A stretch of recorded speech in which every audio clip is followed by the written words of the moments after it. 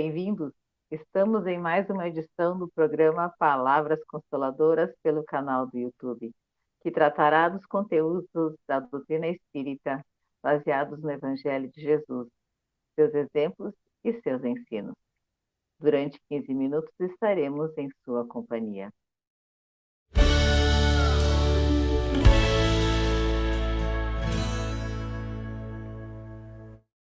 Hoje nós vamos falar sobre a imortalidade da alma. E para nos ajudar a tratar desse assunto, nós vamos convidar a colega Clementina Berno, colaboradora do Movimento Espírita da Serra Gaúcha. Seja muito bem-vinda, Clementina. É um privilégio estar aqui contigo.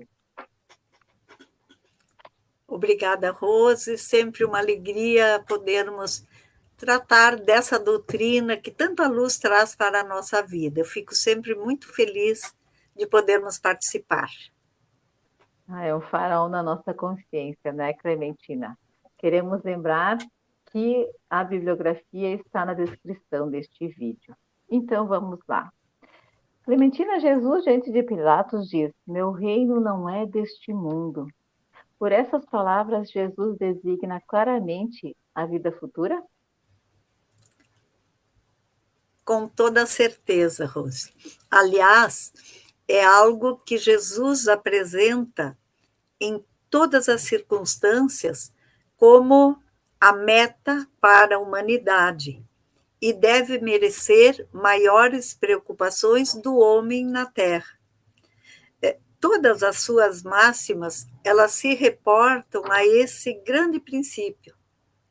Porque, se nós pensarmos, o homem tem três alternativas: ou nada, a absorção, né, no todo, ou a individualidade da alma, antes e depois da morte. E a lógica, a racionalidade nos conduz irresistivelmente para essa última, que, aliás, essa crença é base de todas as religiões, porque, independente de como, todas as religiões orientam ou falam da vida, da continuidade da vida após a morte. E essa lógica nos aponta uma outra consequência, que é o destino das almas depender das suas qualidades e dos seus atos. Porque sem a vida futura, a maior parte dos preceitos morais do Cristo não fariam sentido. Porque sem acreditar na vida futura, imaginando que Jesus se referisse apenas à vida presente, não se consegue compreender os seus preceitos. Aliás, muitas das suas afirmativas, dessa forma, pareceriam absurdas. Então, o que nos mostra, né, trazendo a codificação da doutrina espírita, né, Allan Kardec esclarece justamente que, por considerar essa afirmativa de Jesus como o eixo do seu ensino, é que foi colocada, né, a imortalidade da alma num dos primeiros capítulos do Evangelho segundo o Espiritismo. Lá no segundo capítulo, quando diz: o meu reino não é deste mundo, ou seja, existe um outro reino, um outro lugar. E justifica o codificador é que ele tem de ser o ponto, o objeto de mira de todos os homens, porque só assim se justificam ou aparece a justiça divina nas anomalias que a vida terrena apresenta e se mostra, então, de acordo com a justiça de Deus. Vamos nos reportar um pouco ao tempo em que Jesus estava na Terra.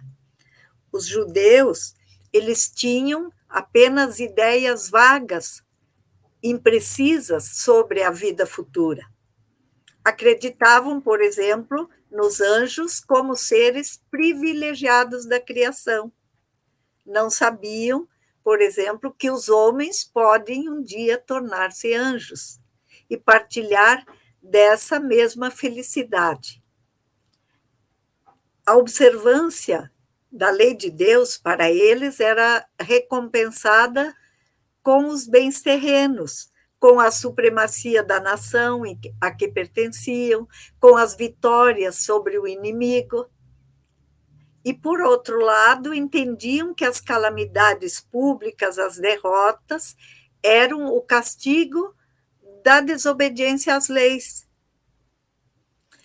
Mesmo Moisés, antes de Jesus, não pôde dizer mais do que isso a um povo que precisava antes ser tocado pelas coisas do mundo, ou seja, aprender a conviver os relacionamentos essenciais e dignos no mundo físico.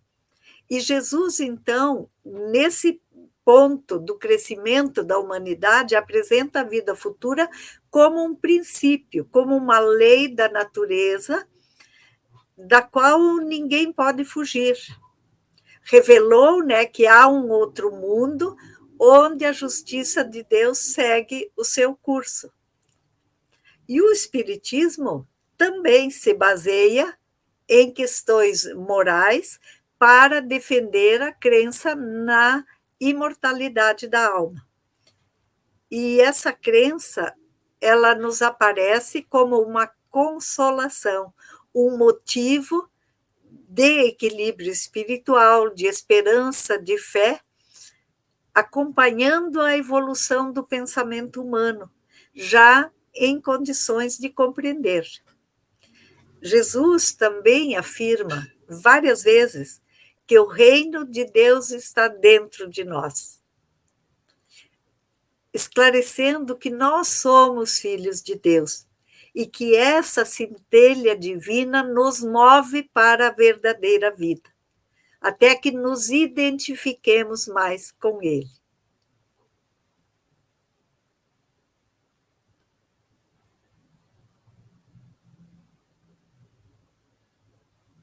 Isso é uma bênção, né, Clementina, e extremamente consolador. A misericórdia divina se manifesta nisso, quando nós temos esse esclarecimento da vida futura. E que um dia nós vamos conquistar, né, conforme o nosso entendimento, o esclarecimento, e a nossa melhor e reforma íntima vai ser muito mais próximo, vai ser muito mais presente, né? E a ideia clara e precisa que se faz da vida futura, Clementina, dá uma fé inabalável no futuro. E essa já tem consequências imensas sobre a moralização dos homens. Quando muda completamente o ponto de vista sobre a qual eles examinam a vida terrestre? A imortalidade da alma é uma das mais importantes revelações para a humanidade. Então, sim, essa visão muda o foco das nossas ações. O valor que damos a cada bem que possuímos ou a cada situação da nossa existência. Porque permite um estado de consciência que nós podemos chamar de cidadania espiritual. Ou seja, o homem passa a reconhecer-se como um ser imortal. A morte já não mais se constitui um desastre terrível. Claro que nós sofremos com a separação dos nossos entes queridos, que nós aprendemos a amar estarmos aqui na Terra, mas é um consolo sabermos que não terminou ali. Compreendemos que somos espíritos temporariamente em um corpo físico, onde nos encontramos no que podemos dizer um estágio para as experiências e os aprendizados que nós necessitamos. Esse conhecimento nos dá uma certeza de podermos, pelo nosso esforço, atingir a perfeição a que todos estamos destinados. Que o homem tem o livre-arbítrio para agir, mas responde pelas consequências das ações. A justiça de Deus. Que, como seres imortais, a vida futura reserva a cada um de nós penas e recompensas ou gozos compatíveis com o proceder de cada um perante as leis de Deus. Então, o fato de o homem ter como meta principal a sua evolução espiritual também não significa que deva desprezar a vida terrena. Pelo contrário, aqui nos encontramos para progredir, é uma oportunidade incalculável. E é importante nós destacarmos que Jesus não condenou as posses dos bens terrenos, que é o justo resultado do trabalho digno, do esforço de cada um, até porque o desenvolvimento intelectual, esse progresso, né, material, faz parte do processo evolutivo do homem, aqui neste mundo, neste planeta. E Jesus fala que o seu reino não é deste mundo, mas observando as leis divinas, nós podemos ser felizes nesse mundo. Por quê? Significa que aqui, quando nós cumprimos as leis, quando nós estamos em paz conosco, nós podemos. Uma felicidade não é aquela completa, mas é a felicidade aqui neste mundo, desde que não concentremos tudo nas coisas deste mundo. Olha como, às vezes, uma palavra bem compreendida muda o nosso foco de entendimento. Sim, fazer o bom uso, né, do que se tem e o privilégio de estar aqui, com certeza, quando tivermos esse entendimento, fará toda a diferença. Clementina, a casa do Pai é o universo. As diferentes moradas são os mundos que circulam no espaço infinito e oferecem aos espíritos encarnados moradas apropriadas ao seu adiantamento. É isso mesmo, Clementina? Exatamente. Porque, criados simples e ignorantes, todos os espíritos evoluímos, né, intelectual e moralmente, passando sempre de uma ordem inferior para uma mais elevada. Porque a gente não retrograda, nós sempre estamos evoluindo. Podemos até estacionar temporariamente, mas não há involução. E a reencarnação, ela ocorre em mundo correspondente ao grau de evolução alcançado por aqueles espíritos.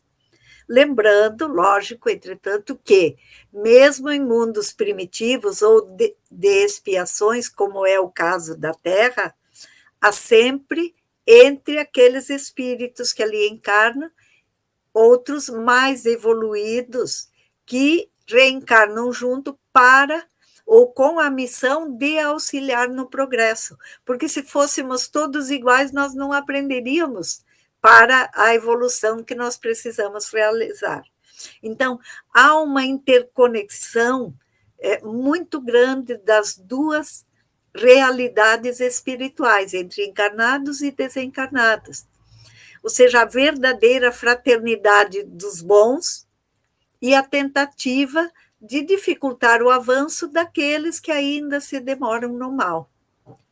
Por isso, quando nós fazemos o bem, todos os espíritos se alegram, né, conosco. Mesmo no mundo espiritual, vibram conosco os espíritos familiares, aqueles que também estão com a incumbência de nos auxiliar no progresso, como nós nos alegramos com a vitória, com a superação de alguém querido do nosso coração. E a alegria será ainda muito maior quando nós concluirmos a nossa etapa vitoriosa, quando terminarmos a nossa jornada física. Então, lá na segunda parte do livro Céu e Inferno, nós temos exemplos de espíritos de todas as condições que nos transmitem e falam da sua condição do mundo espiritual, da sua alegria ou do seu sofrimento. Então, especialmente porque ele nos dá a dimensão da misericórdia de Deus, que nunca condenaria um dos seus filhos a sofrimentos infinitos. Isso é benção, né, Clementina? Que bom que nós temos a doutrina para nos esclarecer esse farol, né? Que nós possamos internalizar esses conhecimentos e colocá-los em prática na nossa existência. Nós estamos chegando ao final do nosso programa. Gostaria que tu deixasse as tuas considerações para os nossos internautas. Agradecendo a oportunidade, eu vou me servir resumidamente de uma frase de Santo Agostinho, que onde ele diz que a Terra nos oferece um dos tipos de mundos expiatórios, que servem de exílio, né, para aqueles rebeldes à lei divina. E aqui nós temos que lutar contra as perversidades dos homens e a inclemência da natureza, mas isso desenvolve no coração qualidades e desenvolve a nossa inteligência. E ele enfatiza que é assim que Deus, em sua bondade, faz que o próprio castigo reverta em proveito do progresso do espírito. Eu acho isso lindo. Então, votos de muita paz. Muito obrigada, Clementina. E nos despedimos, então, desejando as bênçãos do Senhor, que permaneçam elas em todos os corações. Foi um privilégio estar em sua companhia. Até o próximo encontro.